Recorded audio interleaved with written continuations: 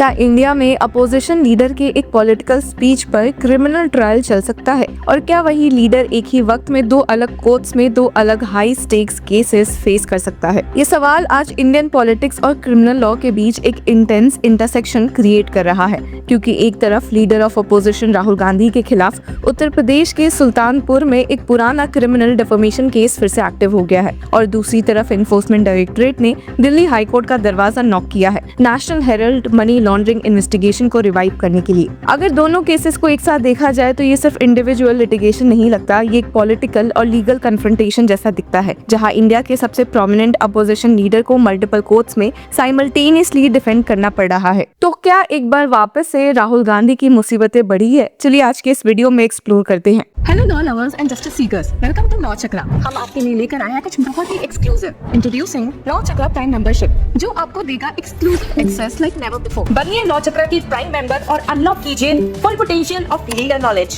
अभी ज्वाइन कीजिए। अब Sultanpur special MP MLA court ने मंडे को ऑर्डर पास करते हुए 2018 के क्रिमिनल डेफेमेशन केस में नेक्स्ट हियरिंग 12 मार्च के लिए फिक्स कर दी है। केस की हियरिंग स्पेशल जज शुभम वर्मा के सामने हुई, जहां कंप्लेनेंट और डिफेंस दोनों तरफ से आर्ग्यूमेंट्स रिकॉर्ड किए गए। अब कंप्लेंट एक local BJP leader Vijay Mishra ने फाइल की थी, जिसमें एलिगेशन है कि राहुल गांधी ने कर्नाटका असेंबली इलेक्शन कैंपेन के दौरान union home minister Amit Shah के खिलाफ डिफेमेटरी रिमार्क्स किए थे। मिश्रा का क्लेम सिंपल है कि राहुल गांधी के स्टेटमेंट्स ने अमित शाह की रेपुटेशन को डैमेज किया और इसी वजह से क्रिमिनल डिफेमेशन का केस फाइल किया गया। अब इंडियन क्रिमिनल लॉ में डिफेमेशन एक यूनिक ऑफेंस है, क्योंकि ये सिविल डिस्प्यूट भी हो सकता है और क्रिमिनल प्रोसिक्यूशन भी। इंडियन पीनल कोड का सेक्शन 499 डिफेमेशन डिफाइन करता है और सेक्शन 500 उसके लिए पनिशमेंट प्रिस्क्राइब करता है। इस ऑफेंस में maximum punishment 2 years imprisonment, fine या दोनों हो सकता है। लेकिन डिफेमेशन केसेस का लीगल कंट्रोवर्सी हमेशा से ये रहा है कि क्या क्रिमिनल लॉ को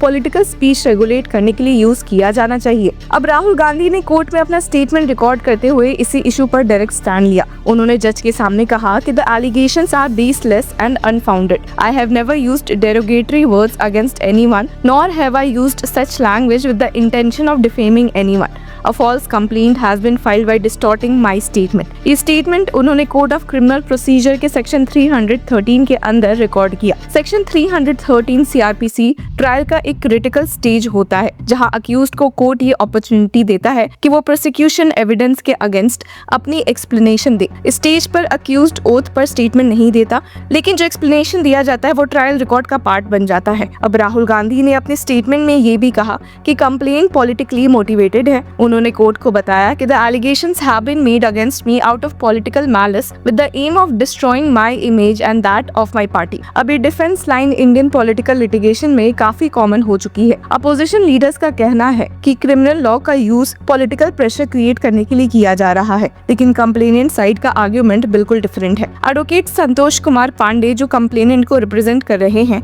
उन्होंने कोर्ट को इन्फॉर्म किया कि कंप्लेनेंट और विटनेसेस की क्रॉस एग्जामिनेशन ऑलरेडी कंप्लीट हो चुकी है। उनका स्टैंड है कि ट्रायल अब फाइनल आर्गुमेंट्स के स्टेज पर आ रहा है और कोर्ट को डिसाइड करना होगा कि स्पीच डिफेमेटरी थी या नहीं। अब लीगल एक्सपर्ट्स के लिए ये एक case interesting constitutional question raise करता है। पॉलिटिकल स्पीच और क्रिमिनल लायबिलिटी के बीच बाउंड्री क्या होनी चाहिए? इंडियन सुप्रीम कोर्ट ने मल्टीपल जजमेंट्स में कहा है कि फ्री स्पीच डेमोक्रेसी का फंडामेंटल पिलर है, लेकिन कॉन्स्टिट्यूशन का आर्टिकल 19 सबसेक्शन 2 भी क्लियर करता है कि डिफेमेशन फ्री स्पीच का रीजनेबल रिस्ट्रिक्शन हो सकता है। इसी टेंशन के बीच डिफेमेशन ट्रायल्स ऑपरेट करते हैं। राहुल गांधी का सुल्तानपुर केस ऑलमोस्ट 5 इयर्स पुराना है और इसके दौरान मल्टीपल प्रोसीजरल डेवलपमेंट्स हो चुके हैं। दिसंबर 2023 में कोर्ट ने उनके खिलाफ नॉन बेलेबल वारंट इशू किया था, क्योंकि वो कोर्ट अपीयरेंस मिस कर गए थे। इसके बाद फरवरी 2024 में राहुल गांधी सुल्तानपुर कोर्ट में पर्सनली अपीयर हुए और सरेंडर किया। कोर्ट ने उन्हें बेल ग्रांट कर दी। कंडीशन ये थी कि वो ₹25,000 के 2 श्योरिटीज फर्निश करें। अब जुलाई 2024 में भी राहुल गांधी कोर्ट में अपीयर हुए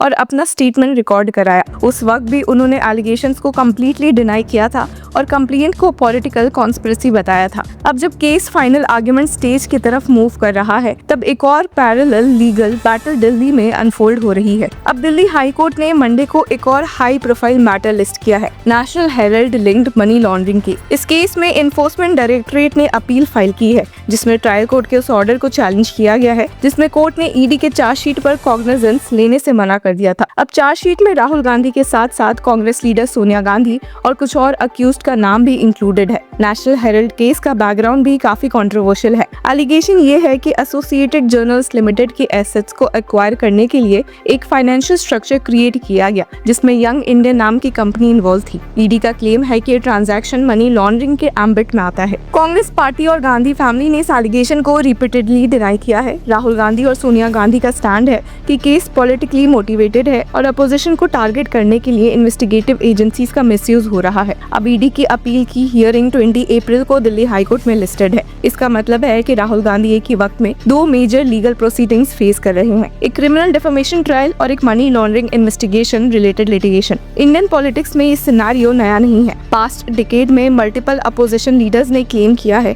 कि इन्वेस्टिगेटिव एजेंसीज जैसे ईडी, सीबीआई और इनकम टैक्स डिपार्टमेंट का यूज पॉलिटिकल प्रेशर क्रिएट करने के लिए किया जा रहा है। गवर्नमेंट का काउंटर आर्ग्यूमेंट ये होता है कि एजेंसीज इंडिपेंडेंट है और लॉ के अकॉर्डिंग इन्वेस्टिगेशन कर रही है। लीगल स्कॉलर्स के लिए इस डिबेट का एक डीपर डायमेंशन है, क्रिमिनल लॉ का पॉलिटिसाइजेशन। अगर डिफेमेशन केसेस पॉलिटिकल स्पीचेस पर फाइल होने लगे और फाइनेंशियल इन्वेस्टिगेशंस अपोजिशन लीडर्स पर कंसंट्रेट होने लगे तो जुडिशरी का रोल और भी क्रूशियल हो जाता है। अब कोर्ट्स को डिसाइड करना पड़ता है कि क्या प्रोसिक्यूशन जेन्युइनली लीगल बेसिस पर है या पॉलिटिकल कंटेक्स्ट से इन्फ्लुएंस्ड है। राहुल गांधी के सुल्तानपुर ट्रायल भी अल्टीमेटली कोर्ट को यही डिसाइड करना होगा कि क्या Karnataka campaign speech legally defamatory था या पॉलिटिकल रिटोरिक का पार्ट था। डिफेमेशन लॉ में एक इंपॉर्टेंट डिफेंस होता है good faith and public interest. अगर अक्यूज्ड प्रूव कर दे कि स्टेटमेंट पब्लिक इंटरेस्ट में था और गुड फेथ में दिया गया था तो क्रिमिनल लाइबिलिटी अवॉइड की जा सकती है। पॉलिटिकल स्पीचेस में ये डिफेंस फ्रीक्वेंटली इन्वोक किया जाता है।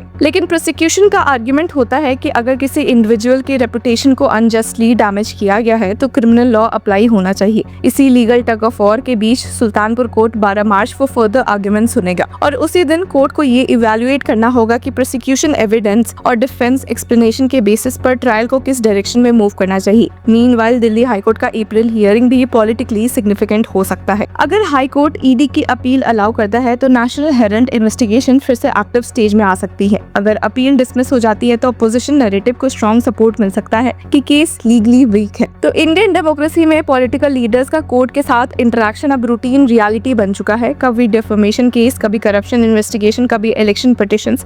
पॉलिटिक्स और लिटिगेशन का ओवरलैप इंक्रीजिंगली विजिबल हो रहा है। तो व्यूअर्स, इस पूरे मुद्दे पर आपकी क्या राय है? Do let us know in the comment section. Until then, keep following Law Chakra.